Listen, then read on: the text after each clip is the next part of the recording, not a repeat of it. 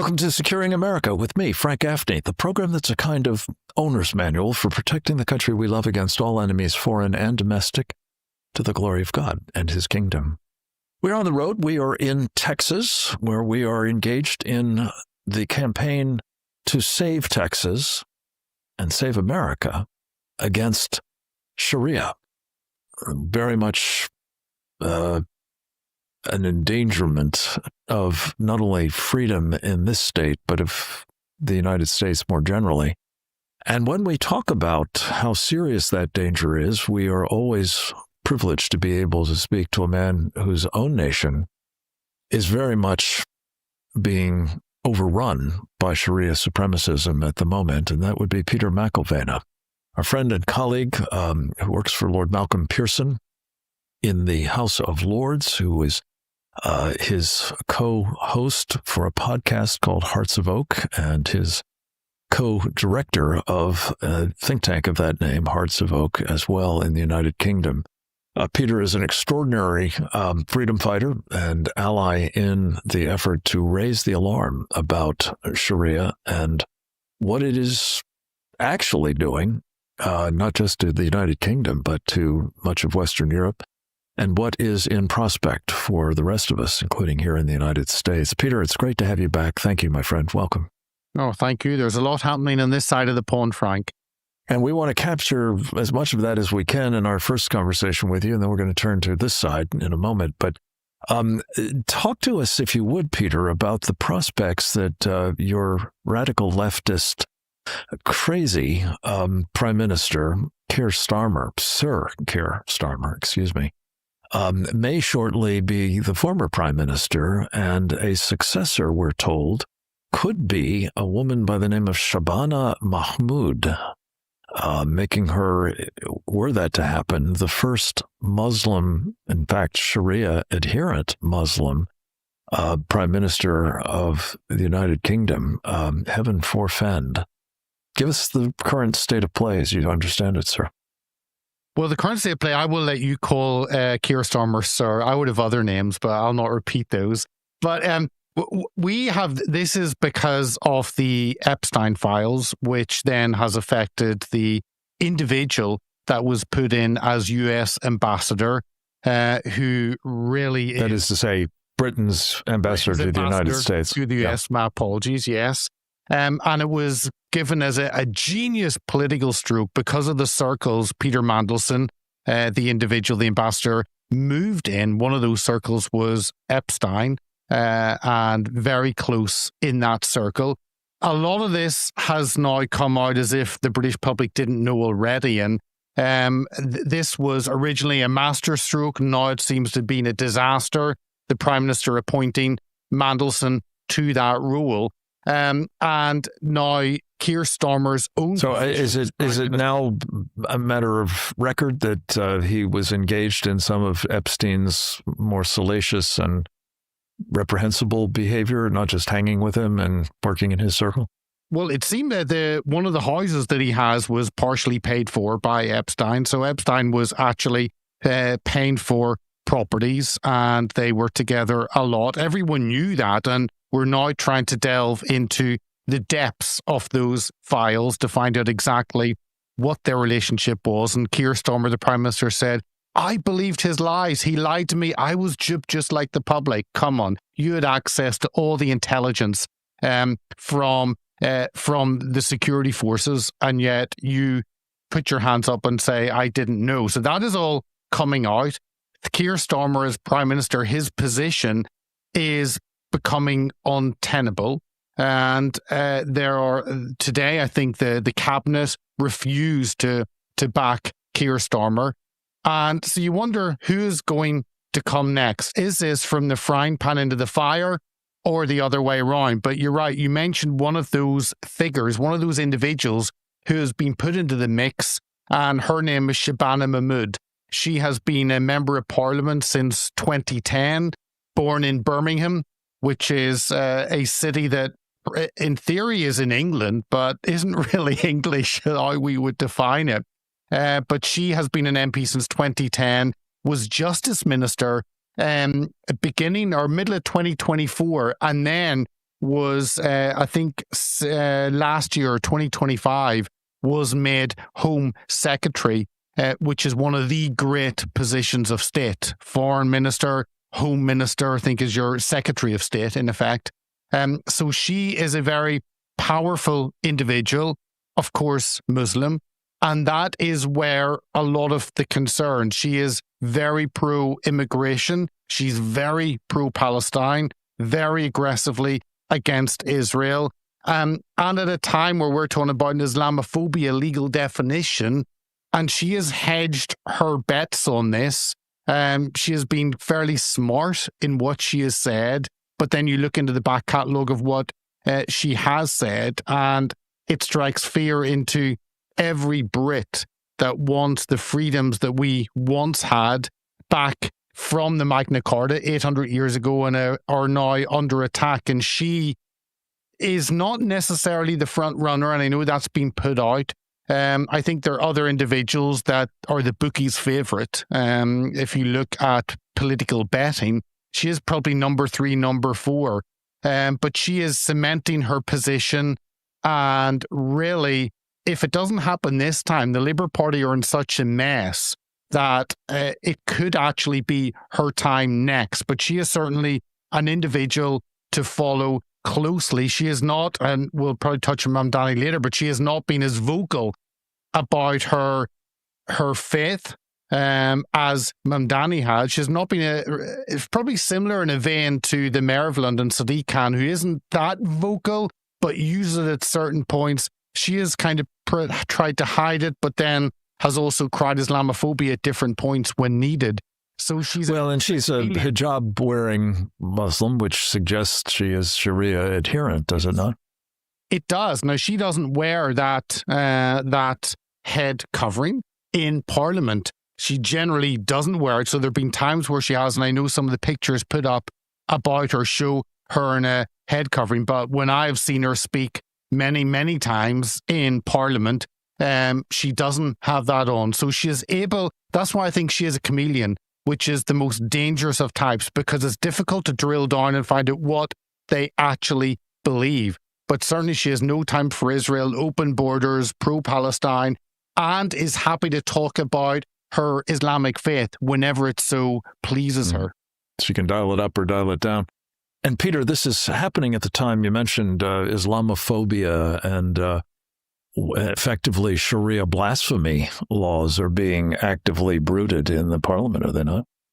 They are. And we had a small win probably near the end of last year where this all-party parliamentary group, this working group that are working on this Islamophobia definition, which would be a blasphemy law, by the back door, because they said it wouldn't be legal, but if you didn't adhere to it, there may be issues for you. So it's the threat of legal action or the threat of action against your tax status if you're a charity and choose not to use this. So there are many levers. We all know the different levers of power the state can use.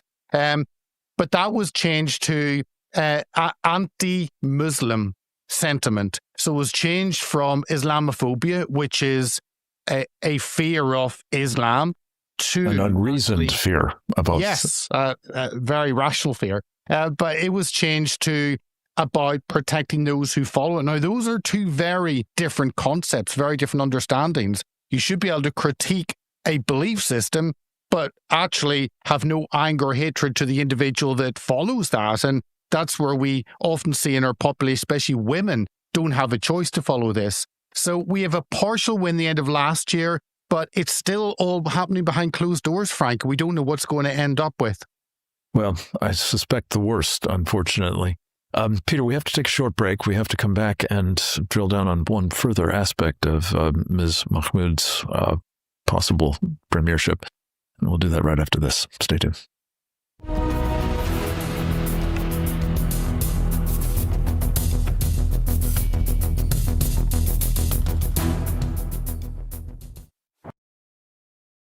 Real America's Voice is growing, and now it's all in one place. Introducing the new and improved RAV app, built for access, community, and choice, not paywalls. Here's the key. RAV is still free to watch. No sign-in, no membership required. Your favorite live streams, breaking coverage, and video on demand are all right there. Free, just like always. For the War Room Posse, we have to be a force multiplier on this. We have to stick the landing. In the White House, in the Oval Office, you're crushing it, my friend. And if you want more, the members section is your backstage pass. Get exclusive behind-the-scenes photos and videos, insider moments from the studio and the field, and early access to new content before it goes public. Members can also unlock special experiences like virtual meet and greets, member-only auctions, and select event access, plus commercial-free viewing of certain shows inside the app. It's not just an app, it's a community. Download the RAV app today. Find it in the App Store and Google Play.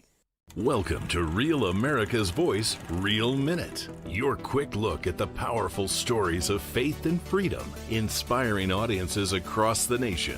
Angel Studios presents. I'm Bo Davidson with this Real America's Voice, Real Minute. Most people know the biblical story of David, the shepherd boy who fought Goliath and became king. Well, Angel Studios has created a new animated film called David that tells the story of Israel's greatest king.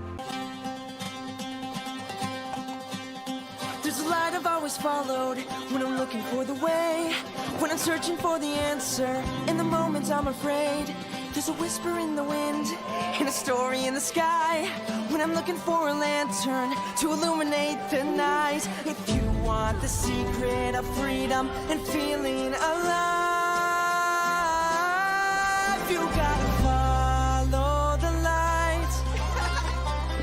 Follow the light. For those who love great animated classics like The Lion King and Prince of Egypt, David is an awe-inspiring animated musical that depicts David as a spirited boy who fought lions, giants, and even betrayal, depicting how one boy's faith could lead him to be king of Israel. David will be released in theaters just in time for Christmas on December 19th, but your family can get a head start by watching the prequel to the film, Young David, which is streaming exclusively.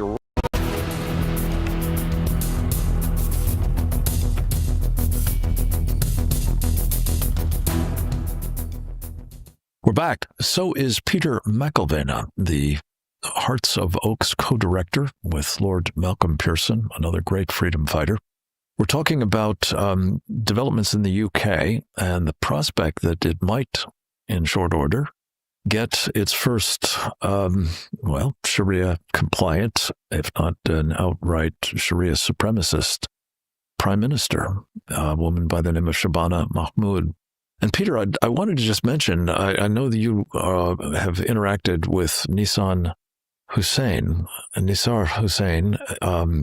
a convert to Christianity from Islam who has been brutally persecuted by Muslims in Britain, is now living in hiding there, actually is now here in the United States where he's at the first time in decades, I believe, getting a sense of freedom to speak particularly about what is being done to him as a so-called apostate from Islam, namely, efforts made to kill him, as well as, of course, sideline him in other ways.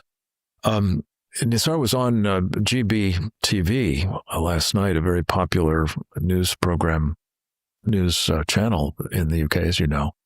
And he deliberately and directly challenged this parliamentarian, Mahmoud, asking whether she wants him dead.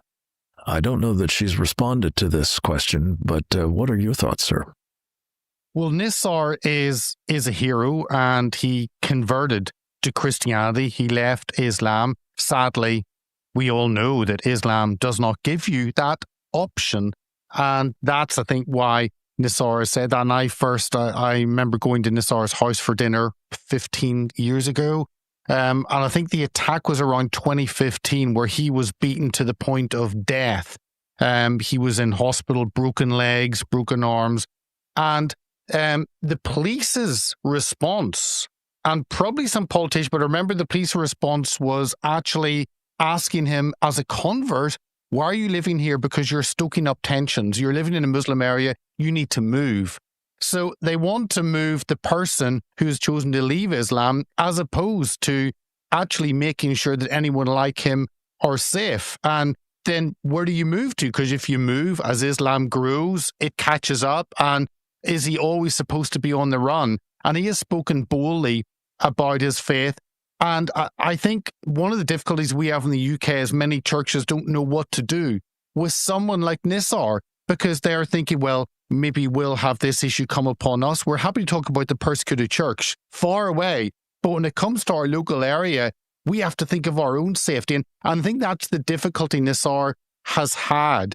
And we certainly need to be able to welcome anyone, because as Christians, we want to teach them the truth. And when they come to Jesus, then they need a new family, because often Islam provides that family, that whole setup around them. But Nisar is outspoken. He is bold. He is courageous. And I am so glad I've seen little clips, I think, of the GB News interview. And I would love to see if GB News do more, because I know they are fearful of this topic of talking about Islam and especially about apostasy. Well, they were very, very clear that they wanted him back, having had this program about his experiences. So hopefully that will be a platform open to him, and thereby informing the people of Britain about what is happening. In some degree, as you say, at the hands of the church itself. I think he's had 4 different bishops refuse to have anything to do with him, for example. This is horrifying, and hopefully we'll get some fresh attention to it here in the States. But Peter, let me just turn to another topic with you before we run out of time. Here in the United States, and I just want to give you some comments of my own to respond to, if you would. On Friday, New York City's communist Muslim mayor Zoran Mamdani unveiled a sweeping throwdown with the Trump administration's policies aimed at removing illegal aliens from this country. Particularly noteworthy was Mamdani's declaration that his model for dealing with immigrants would align with the welcome and good home the people of Medina gave to Islam's first migrant, Muhammad. As freedom fighter Kevin Freeman has pointed out, however, Muhammad repaid Medina's Jewish tribes who gave him such refuge by ultimately destroying them, murdering the men, and turning their women and children into sex slaves and chattel. The effects of Mamdani's aggressively anti-ICE, open-door, and sanctuary city policies emulating those exploited by Islam's perfect man, Muhammad, will not only put at risk his own population, inevitably those to whom he is recklessly giving refuge will emulate the example of Mamdani's prophet and destructively migrate elsewhere in America, too.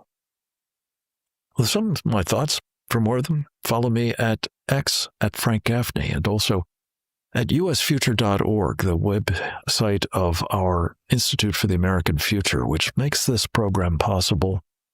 If you appreciate that fact, please donate generously to the work of the Institute at usfuture.org.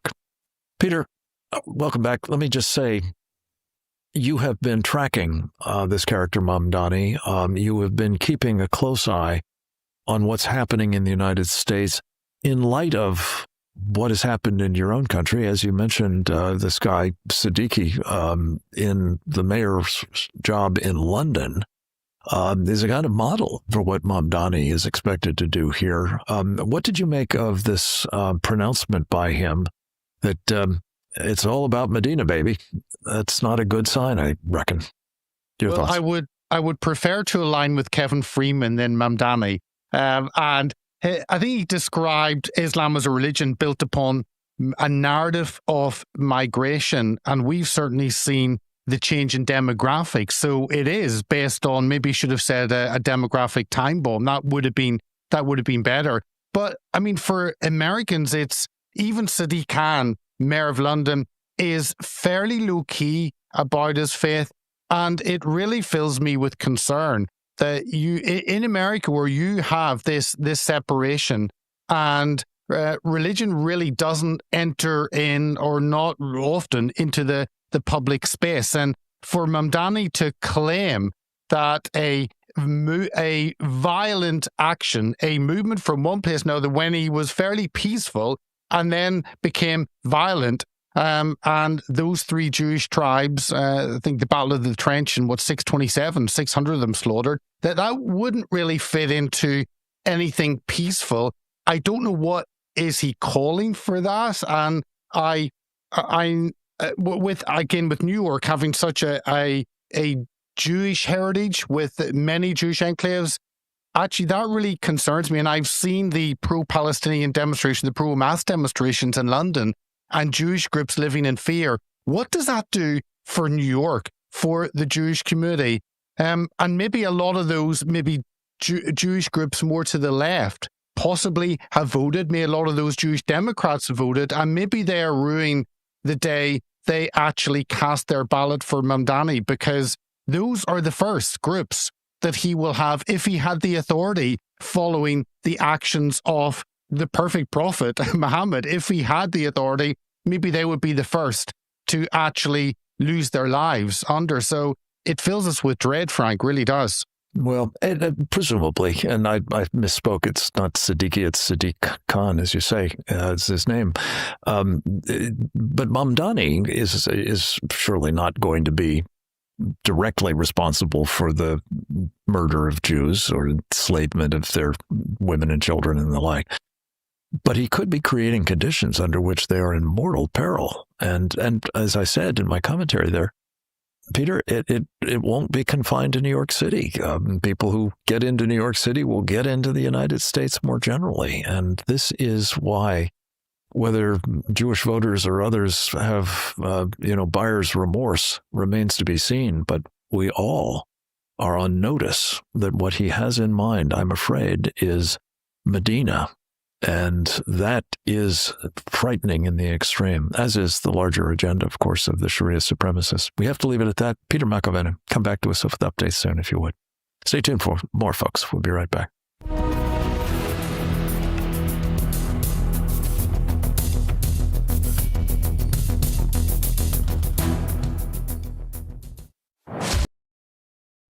There are a few things more aggravating than seeing your tax dollars wasted by the government. All too often, when big government tries to save the day, the funds sent around the world to help people in need are diverted by corrupt leaders to line their own pockets, enrich their cronies, or further an agenda that has nothing to do with helping their countrymen. You can do a better job at promoting freedom than any government can. Scan the QR code now or visit atlasnetwork.org/RAV today to join the worldwide freedom movement. With your gift of just $19 a month, we'll send you an Atlas Network exclusive hat. Plus, we'll send the print edition of our Freedom's Champion magazine to your door. We identify, train up, and celebrate local leaders as they work to make freedom a reality across the world. Our partners often risk everything: their reputations, their livelihoods, even their lives to fight for freedom in places where authoritarianism reigns. Visit atlasnetwork.org/RAV or scan the QR code to join our mission to help pro-freedom organizations around the world. Donate $19 a month to receive your exclusive Atlas Network hat.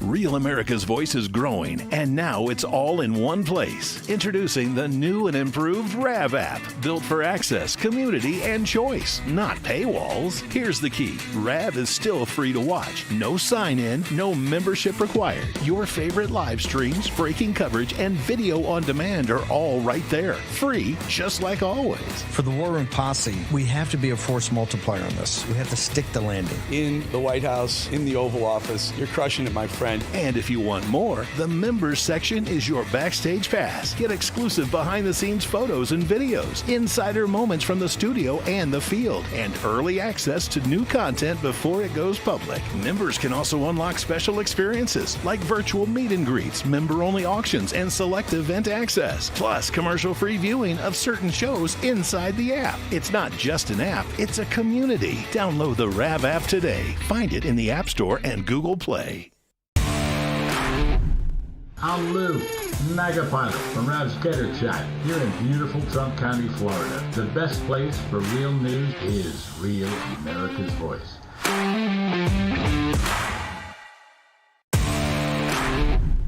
Hi, I'm Bridgie. And why do I love Rav? Well, even out here in the cornfields of Iowa, I still need news I can depend on. That is Real America's Voice.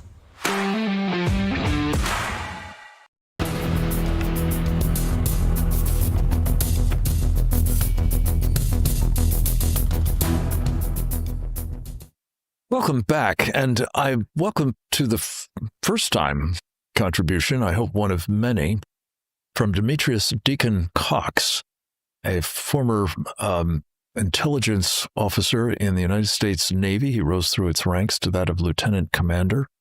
He served alongside Special Forces of the United States military, notably SEAL Team 1, and logged a lot of time in the Western Pacific. And he is these days a hydrogeologist working in the Gulf of America, but keeping his eye on his former duty stations in Westpac, as they call it. And I'm very keen to talk with him because he was one of the first to come in with a contribution about the implications of this blowout election victory for Prime Minister Takaichi just over the weekend. And I wanted very much to share with you his insights into what this might mean, not just for Japan, of course, but for us also with respect to the main thing, as our mutual friend, Captain James Fennell, with whom Deke, as he's known, served for a time in the Navy, the Chinese Communist Party and the threat that it poses to the free world writ large. Deke, it's great to have you with us. Welcome for the first time. As I say, I hope we'll be talking with you quite frequently in the days to come. We need your insights. Well, that's mine as well, sir. Thank Let you, me Frank. just ask you. Glad to be with you. It's my honor. Sort of level set with us about what happened in this election, a snap election at that, called by this reasonably newly appointed Prime Minister of Japan.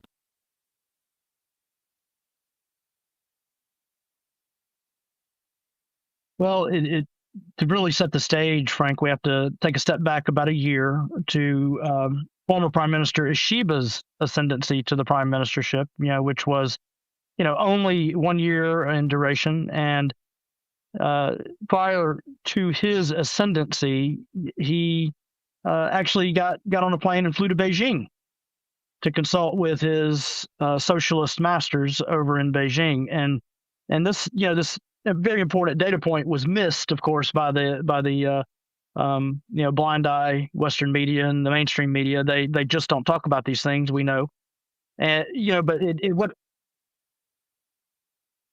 he was, but the LDP, is a kind of a big umbrella, and they're undergoing a very important change right now. And so, to see Prime Minister Takaichi ascend, and to understand her background, she spent time here in America in the late '80s and early '90s, doing a congressional internship and working on her English, and then she went back and was, of course, a functionary, and then elected representative in the Diet, the lower house, and served in various capacities. She was also, interestingly, a protege of Shinzo Abe, who was assassinated a couple of years ago by a Japanese radical.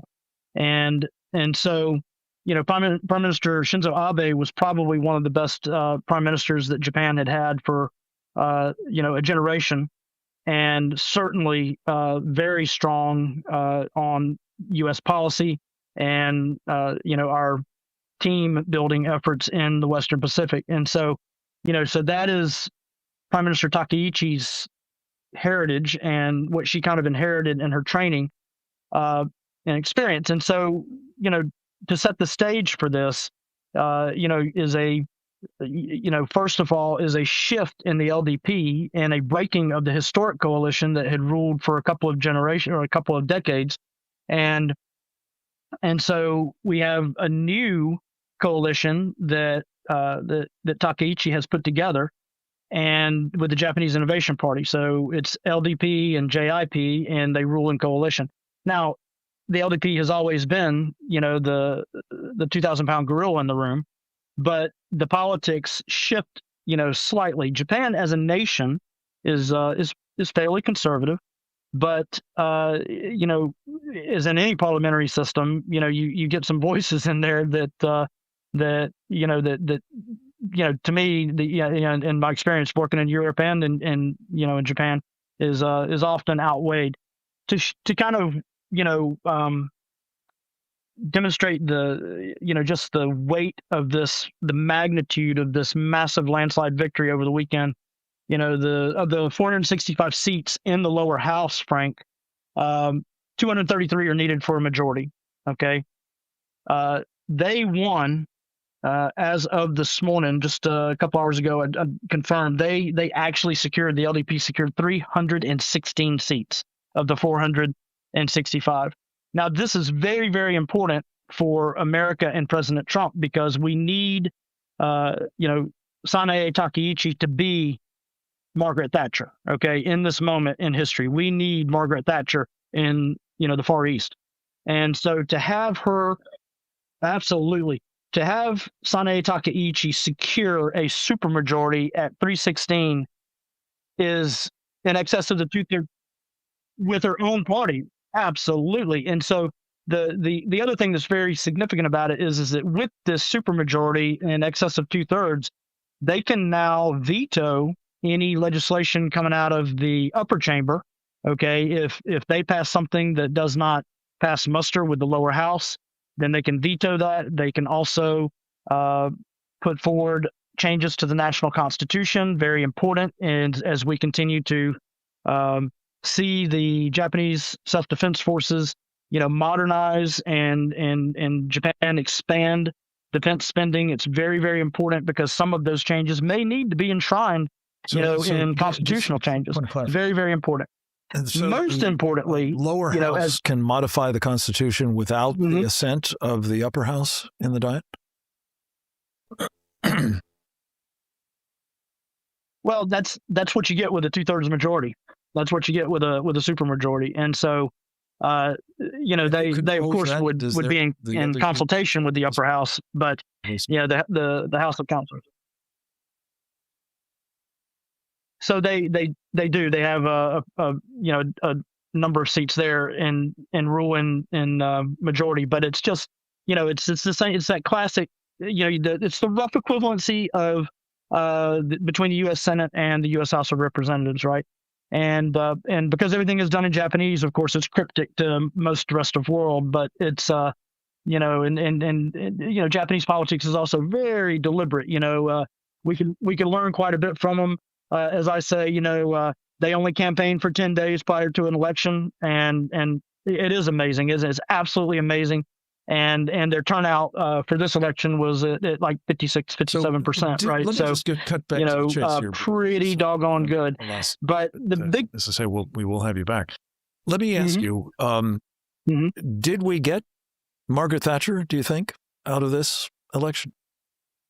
I think we did, and we may have even gotten more than that. It's very interesting, because I'm not sure if you got a chance to spend time reviewing President Trump's visit, to Japan. So she'd only been in the prime ministership for about a month. Okay, when he visited and conducted that state visit, but it was very, very. Oh, absolutely. Yeah, it was just happening. And so, it's very interesting that, that she, one, it was a huge boost for her and her party, especially just being a month into the job. Absolutely. And, and she toured the USS George Washington there, Yokosuka, with him, and just really, really set the tone for the most important relationship that the United States has. Some people think that it's NATO and the UK. It's not. It's Japan. And so, what it means. Oh, absolutely not. And so, but when we look at, what it means in the lower house and what it means for their ability to make and pass legislation, to make plans, and then to move out and execute on those with a majority vote. They now control the chairmanship or chairpersonships of all 17 committees in the lower house, and that's what you get with a supermajority. And so it's going to be fascinating to see what she does with that, and I think that we've got good days ahead. Now, to Colonel Newsom's point earlier, I think that you have to look at Xi Jinping and China stirring up as much trouble as they possibly can for her before over the next coming months and years. And presumably with the outcome being what it has been, and evidently very much informed by how the Chinese have been treating her in the period she's been in office. We'll be talking more about that with Colonel Newsham, but I just anticipate, as you say, that the Chinese will be doing whatever they can to subvert this Iron Lady, if you will, and makes all the more important her role in that capacity now. Yeah. So, when you spoke of gray zone earlier, so let's put a little meat on the bones for that, right? And what that means tactically, Frank, is that we're likely to see, the Chinese Coast Guard, ramming Japanese Coast Guard ships in and around the Senkaku Islands, trying to instigate. That's right. Well, they kind of backed off a little bit from the Senkakus, because Ishiba was in office, and so what I would expect is a return to that baseline, that tactical baseline, where they are constantly instigating. We're also going to, probing, and we're going to see more People's Liberation Army, Air Force, and Navy sorties in through the Ryukyus and by Okinawa, and probably up near the mainland as well. Country, and for your service to this program. We look forward to, as I say, many more conversations in the future. God bless you. We'll be right back with Colonel Grant Newsham, United States Marine Corps, retired.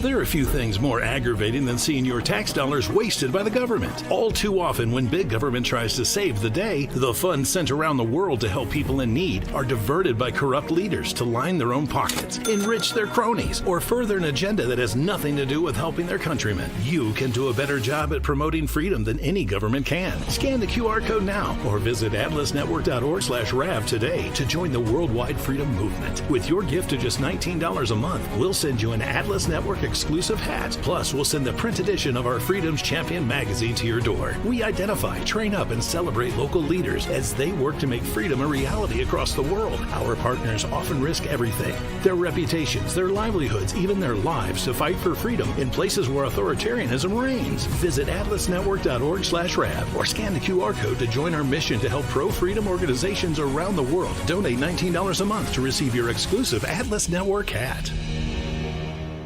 Real America's Voice is growing, and now it's all in one place. Introducing the new and improved RAV app, built for access, community, and choice, not paywalls. Here's the key. RAV is still free to watch. No sign-in, no membership required. Your favorite live streams, breaking coverage, and video on demand are all right there. Free, just like always. For the War Room Posse, we have to be a force multiplier on this. We have to stick the landing. In the White House, in the Oval Office, you're crushing it, my friend. And if you want more, the members section is your backstage pass. Get exclusive behind-the-scenes photos and videos, insider moments from the studio and the field, and early access to new content before it goes public. Members can also unlock special experiences like virtual meet and greets, member-only auctions, and select event access. Plus, commercial-free viewing of certain shows inside the app. It's not just an app, it's a community. Download the RAV app today. Find it in the App Store and Google Play.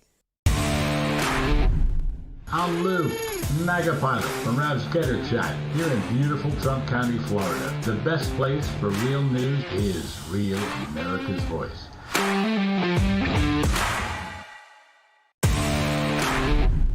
Hi, I'm Bridgie. And why do I love Rav? Well, even out here in the cornfields of Iowa, I still need news I can depend on. That is Real America's Voice.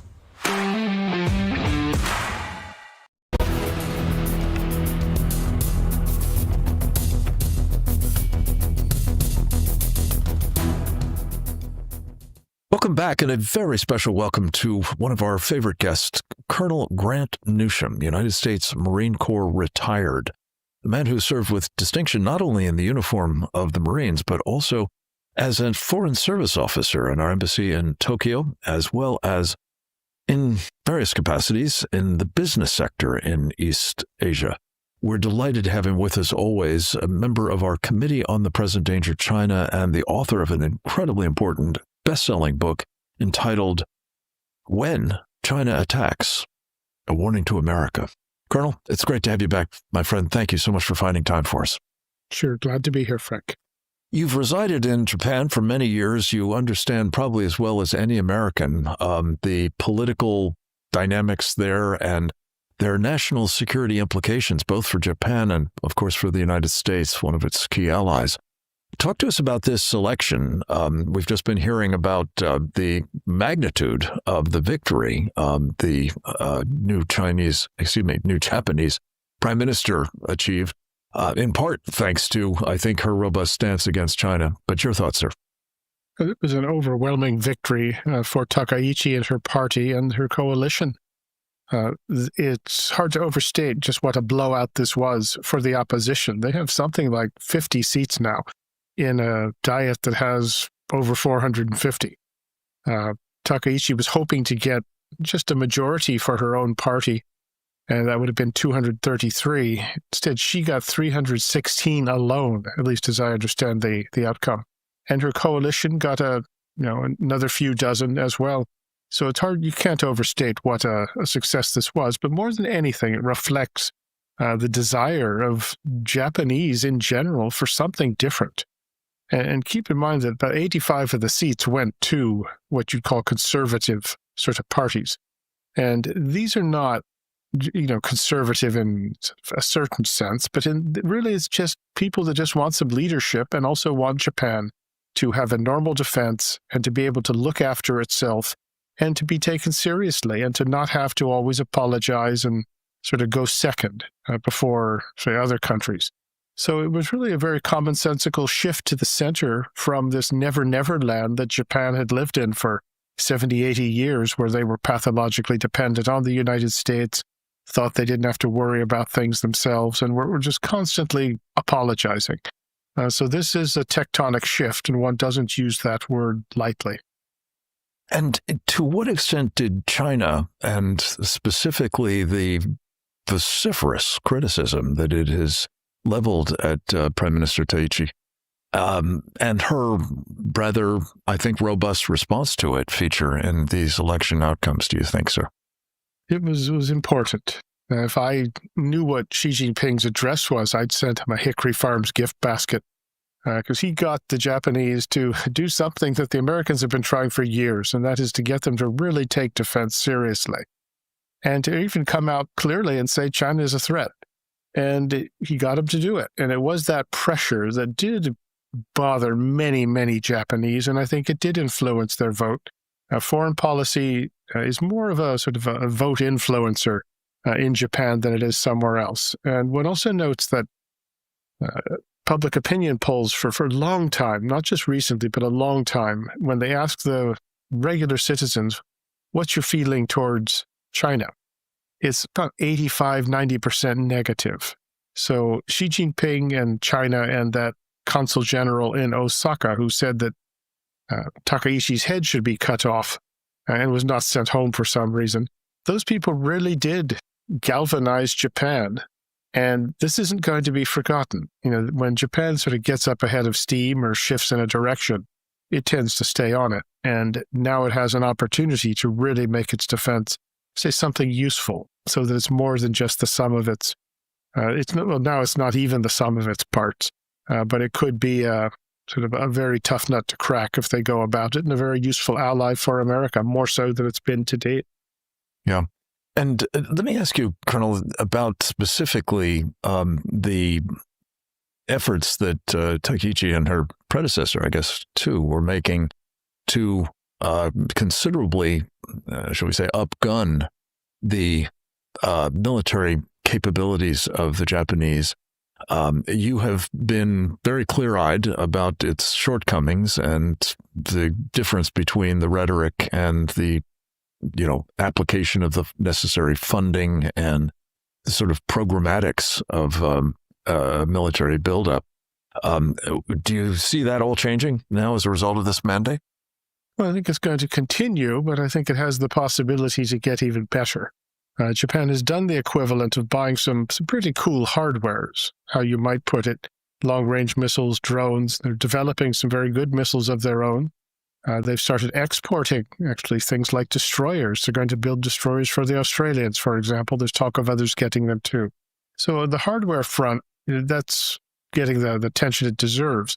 But keep in mind, Japan's defense force still misses recruitment targets by 20-25% every year.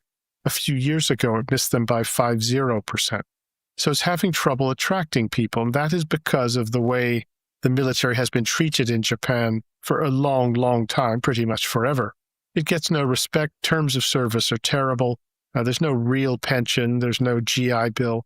So it's not surprising people don't join. So that needs as much a focus as buying hardware does. And then if you buy the hardware, you've still got to be able to use it in a coherent fashion. And that has been a shortcoming of the Japanese military for a long time, too, the inability to do joint or combined operations between the services the way they should. They understand the problem. They're trying to deal with it, but they've got some work to do. And Japan will surprise you often and sometimes make progress a lot faster than anyone imagines. Yeah. Colonel, this is highly subjective, I guess, but I'd be interested in your informed opinion about it. I remember, and I think probably you were serving or shortly thereafter came into the military, the impact that Ronald Reagan had on rebuilding the morale of the military after the horrors of Vietnam and then the Carter administration. Is it possible that we might see a similar kind of retooling or shall we say, appraising the importance of Japan's military? Actually, I'm going to ask you to take a thoughtful moment on that because we don't have time for a thoughtful answer. So we'll be right back with much more with Colonel Grant Newsham, United States Marine Corps, the author of When China Attacks. How's it looking from the perspective of Japan in the aftermath of this blowout election for Prime Minister Takaichi? Stay tuned. We'll be right back.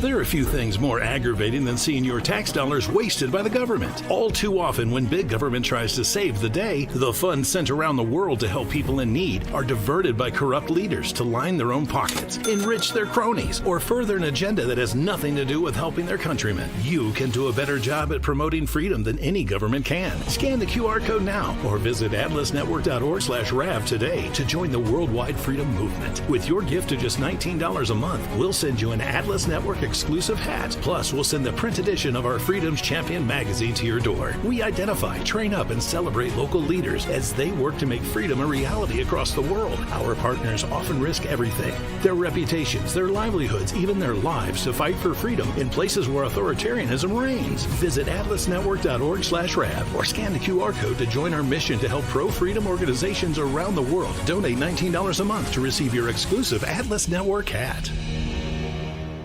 Real America's Voice is growing, and now it's all in one place. Introducing the new and improved RAV app, built for access, community, and choice, not paywalls. Here's the key. RAV is still free to watch. No sign-in, no membership required. Your favorite live streams, breaking coverage, and video on demand are all right there. Free, just like always. For the War Room Posse, we have to be a force multiplier on this. We have to stick the landing. In the White House, in the Oval Office, you're crushing it, my friend. And if you want more, the members section is your backstage pass. Get exclusive behind-the-scenes photos and videos, insider moments from the studio and the field, and early access to new content before it goes public. Members can also unlock special experiences like virtual meet and greets, member-only auctions, and select event access, plus commercial-free viewing of certain shows inside the app. It's not just an app, it's a community. Download the RAV app today. Find it in the App Store and Google Play.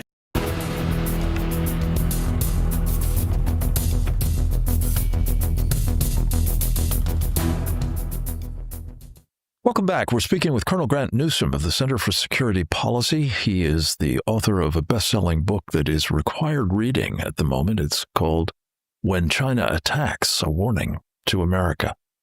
Colonel Newsham, you were in the midst of responding to a question I was asking about whether we might see, with this landslide for Prime Minister Takaichi in Japan, a similar kind of moment where, among other things, she might not only wind up making new capital investments in the Japanese armed forces, perhaps akin to the immense Reagan buildup that we remember as being game-changing, really, in the Cold War era with the then Soviet Union, but also whether she may bring to the job an assessment of the military in Japan that could correct some of that, sort of Kipling-esque, it's Tommy this and Tommy that until the guns begin to roar, and then it's thank you, Mr. Tompkins, Is that possible here, sir?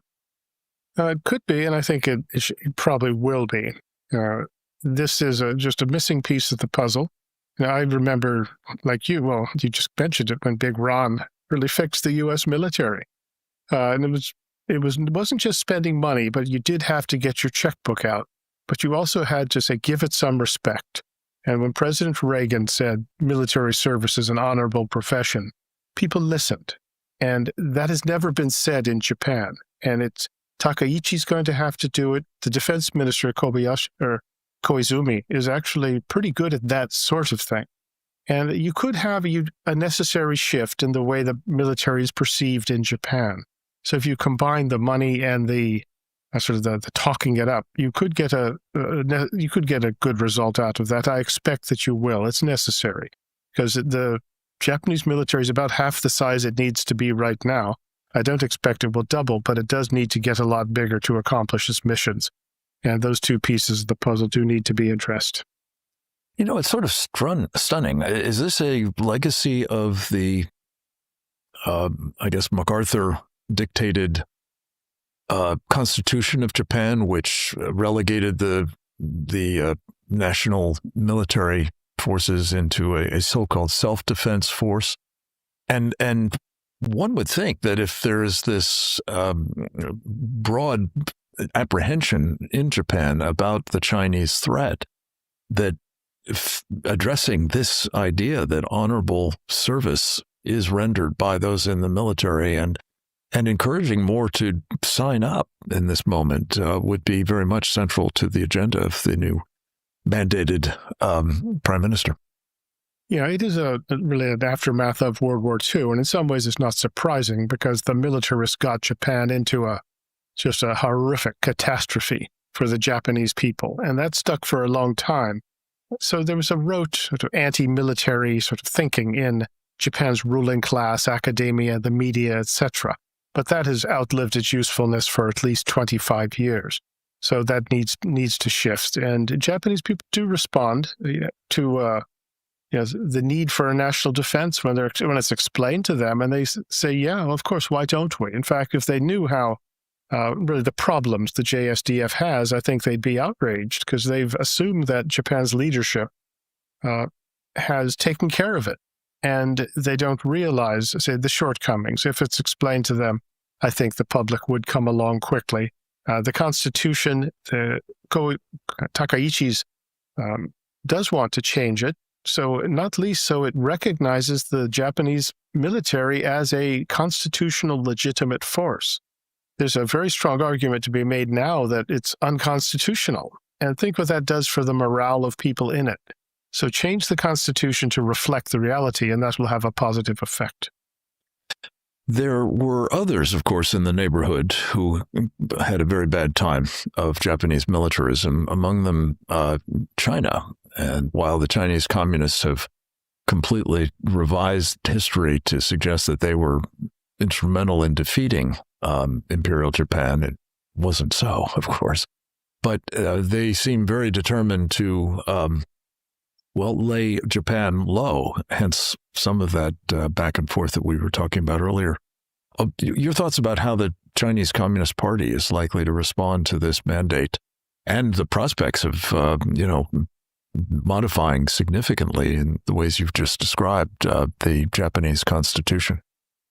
Well, the Chinese, hate the Japanese. Really, the Chinese government does. The Chinese communists do. And it's a very useful political tool, though one doesn't downplay what the Japanese did in China in World War II, although the Chinese communists killed far more people afterwards than the Imperial Japanese Army could have dreamed of killing. But the Chinese are going to keep the military pressure up. There's going to be more ships in more places more often around Japanese territory, particularly the southern islands. The vitriol will be a daily event. The attacks on Takaichi, they'll use their proxies in Japan, of whom they've got many in the ruling class, the political class. They have fewer than they did the other day, however, but they do have proxies in Takaichi's own party. And they'll be deploying those people, using them to cause whatever damage and friction they can. Expect they will use economic pressure as possible, turn on the anti-Japanese riots in China whenever it suits their needs, take Japanese businessmen hostage.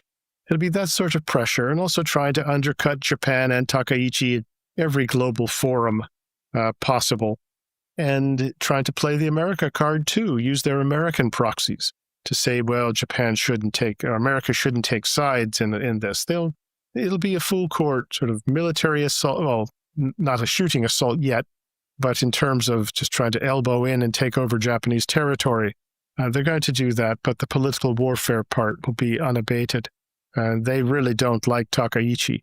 And they do have, as part of their psyche, it's this desire to humiliate Japan, to teach them a lesson.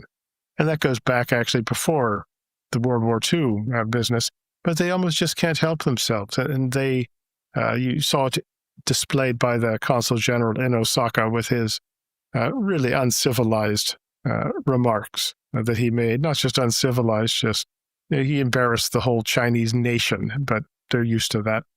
Well, but he was not really penalized in any way for doing so, was he? Either his own government or even the Japanese, amazingly. A signal that I worry about being sent to the Japanese, that by the Japanese, I should say, that the Chinese might be able to have their way with them. God bless you, Colonel. We appreciate your leadership on all of this. Come back to us with updates, if you would, very soon. I hope the rest of you will join us next time, and that until then, you'll go forth and multiply.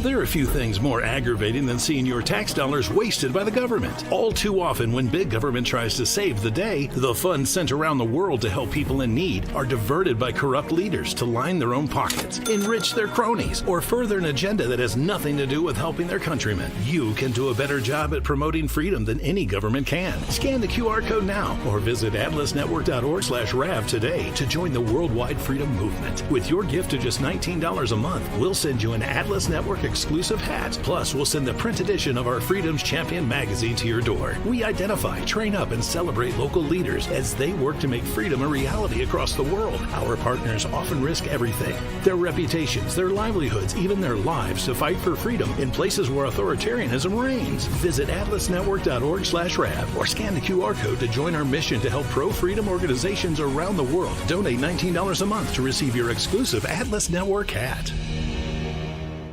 Real America's Voice is growing, and now it's all in one place. Introducing the new and improved RAV app, built for access, community, and choice, not paywalls. Here's the key: RAV is still free to watch. No sign-in, no membership required. Your favorite live streams, breaking coverage, and video on demand are all right there. Free, just like always. For the War Room Posse, we have to be a force multiplier on this. We have to stick the landing. In the White House, in the Oval Office, you're crushing it, my friend. And if you want more, the members section is your backstage pass. Get exclusive behind-the-scenes photos and videos, insider moments from the studio and the field, and early access to new content before it goes public. Members can also unlock special experiences like virtual meet and greets, member-only auctions, and select event access. Plus, commercial-free viewing of certain shows inside the app. It's not just an app, it's a community. Download the RAV app today. Find it in the App Store and Google Play.